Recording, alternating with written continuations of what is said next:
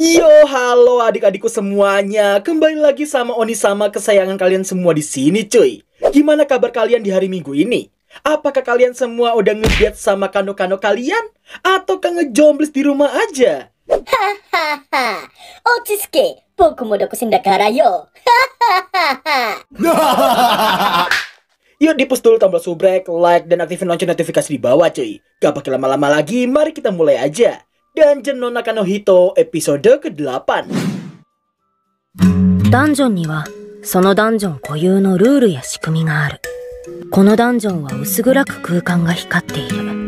明かりが不要な程度に明るさがあり、光が照らしているというよりも光がとどまっているという感じだ。他にも特に何か視界を遮るものがあるわけでもない直線の通路でも不思議と遠くが見通せない。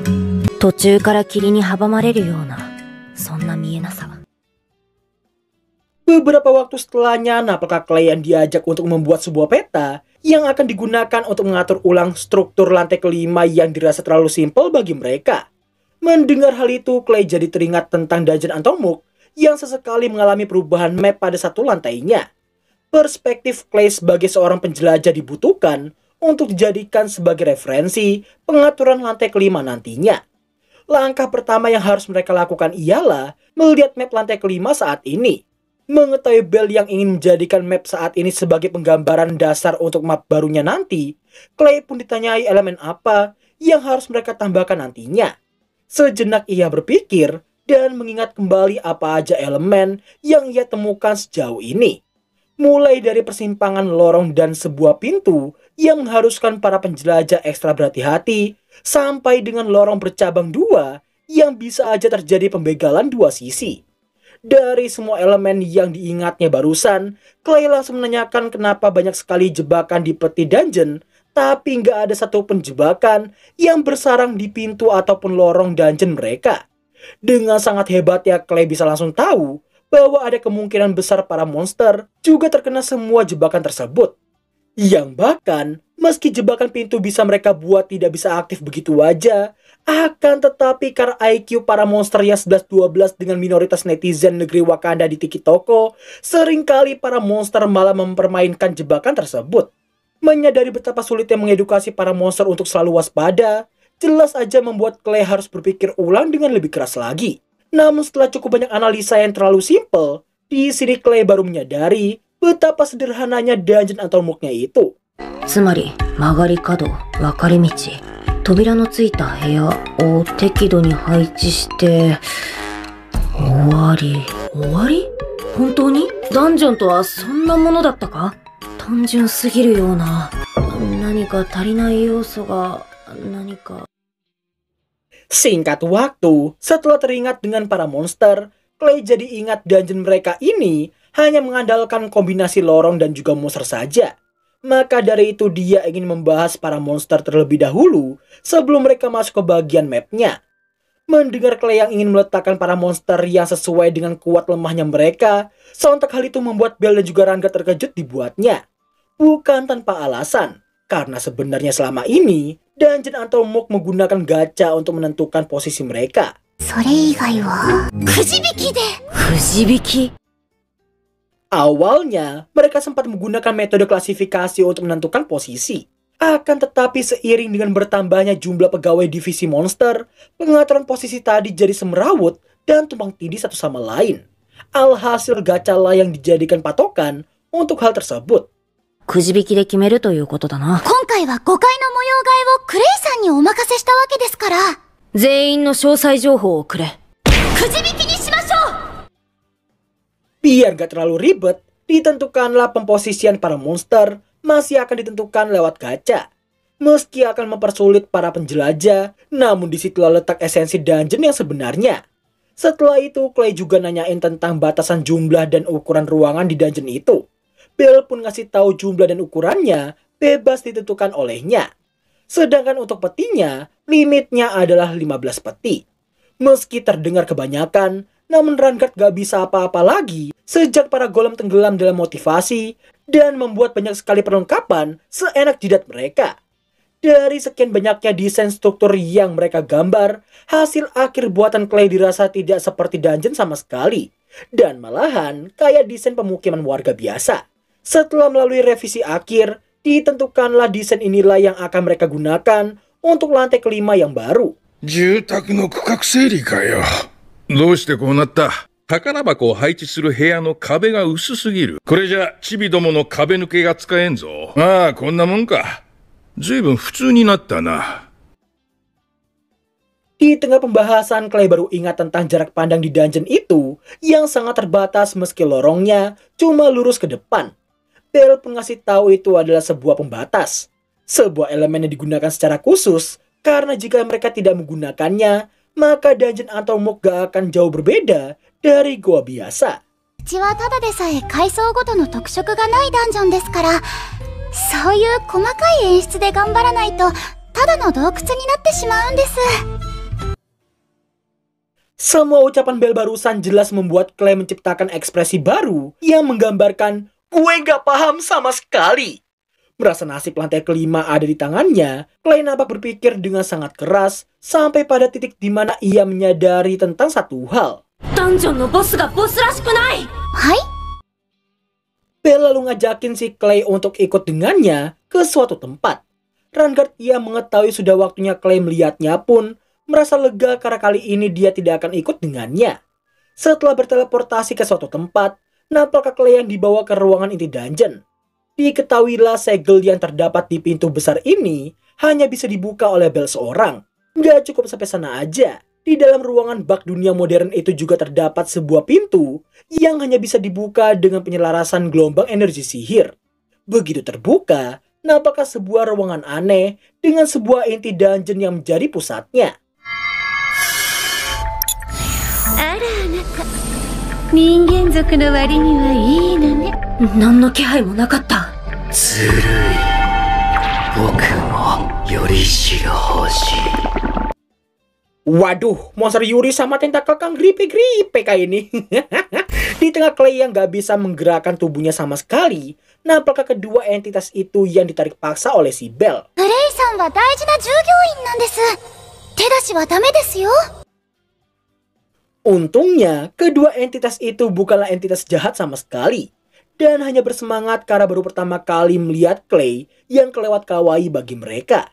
Di saat Clay yang mengira mereka adalah monster, namun ternyata mereka adalah roh.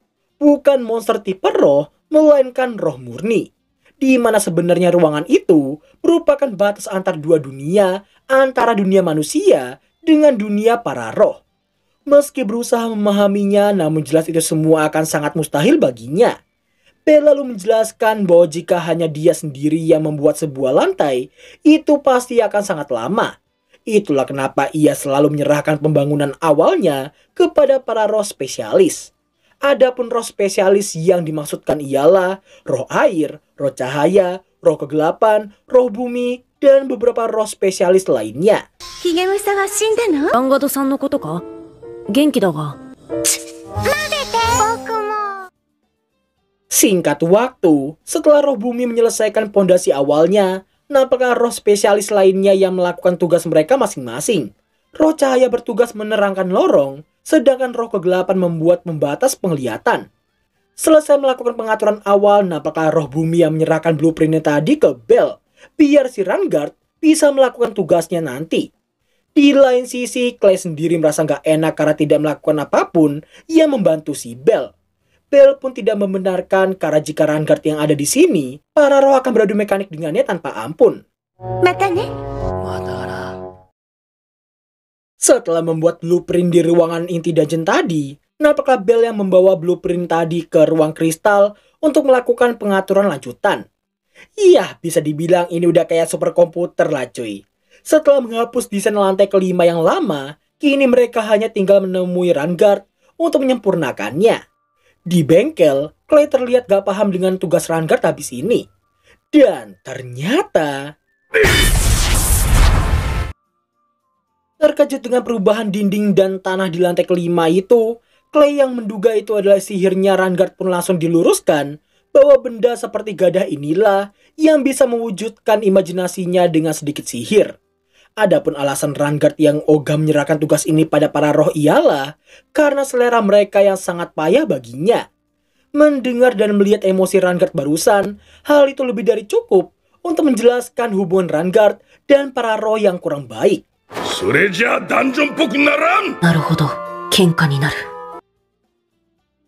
Singkat cerita, di saat Clay yang khawatir jika ada penjelajah di lantai kelima nanti, Bell pun langsung menenangkan karena ia telah membuat duplikat lantai kelima, sekaligus membuat pintu bos lantai keempat tidak bisa dibuka dari luar.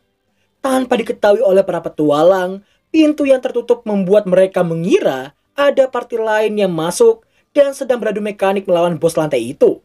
Setelah menyerahkan tugas itu pada Ranggard, nampaknya mereka berdua yang tiba di ruangan induk slime berada. Meski nggak sekuat monster lainnya, tapi slime sendiri cukup berbahaya karena hanya sihirlah yang bisa mengalahkannya. Namun karena tidak agresif sama sekali, para penjelajah memilih untuk menghindari mereka ketimbang harus menghadapinya. Para slime di lantai awal sendiri dibuat di ruangan induk dungeon ini.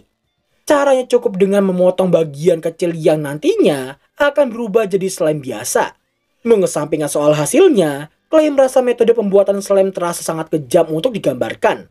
Ia juga baru ingat bahwa inilah kenapa slime normal tidak akan ngedrop kristal sama sekali.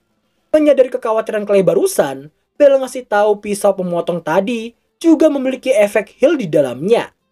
Di tengah Bell yang sedang menjelaskan tentang slime, lagi-lagi wajah Clay seperti menggambarkan, Lu ngomongin apa sih, Neng? Gue kagak paham sama sekali, sumpah. Melihat hal itu, Bell pun langsung menyingkatnya jadi para slime itu adalah monster pembersih. Meski awalnya Clay nggak paham, tapi begitu ia mengingat kembali tentang para mayat penjelajah serta jasid para monster, bisa disimpulkan slime bertugas untuk melarutkan sesuatu yang ditelan oleh mereka. Setelah itu, Clay terlihat tanyain slime kecil yang dibawa oleh salah satu golem di sana. Simpelnya slime kecil itu adalah slime sisa yang hampir kehabisan sihir dan harus dikembalikan ke dalam tubuh induknya. Sesaat setelahnya, mereka akan membuat slime lagi untuk dijadikan penggantinya. Clay yang tahu jumlah slime yang sangat-sangat banyak, sontak hal itu membuatnya bertanya-tanya apakah sang induk slime ini tidak akan mengecil jika terus dipotong seperti itu. ですから定期的に魔晶石を食べさせて魔力を補充するんです。便利だな。いや、便利なのか? Di saat Clay mengira para slime juga memiliki kepribadian masing-masing, Bell pun menjelaskan mereka tidak memilikinya sama sekali.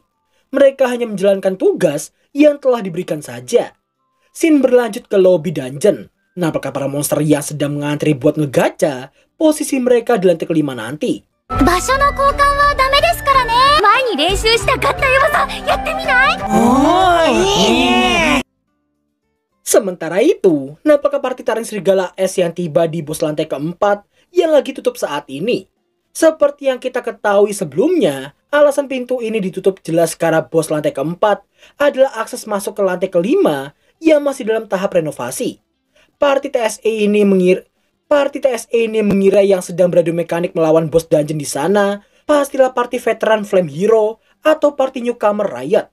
Meski mereka telah menunggu sangat-sangat lama, namun sayangnya tidak ada tanda-tanda pintu itu akan terbuka sama sekali. ここで苦戦するようではまだまだだね。 Dan berakhirlah alur cerita anime Dungeon no Hito episode ke-8. Dah lama kita nggak buka sesi balas komentar kayaknya cuy. Setelah sekian lama, gua mau merespon satu komentar yang cukup menarik perhatian gua. Dari Raja Ceplok. Satu fakta tentang YouTube. 100% orang pengen jadi YouTuber pasti ngincer uang dan popularitas. Ngomongnya pasti mencet like dan subrek sekalian lonceng. Waduh, gua tersinggung ini. Ada keliru tentang satu hal, wahai Raja Ceplok. Nani? Lalu apa yang kau incar sebenarnya? Yang ku incar itu cuma kebersamaan bersama kalian semua, menghibur kalian semua di kala waktu kosong ataupun saat lagi sedih cuy. Menambah kesenangan kalian juga dan berinteraksi dengan kalian di kolom komentar. Oke bang, sekarang incaran di hatimu apa bang? AdSense lah.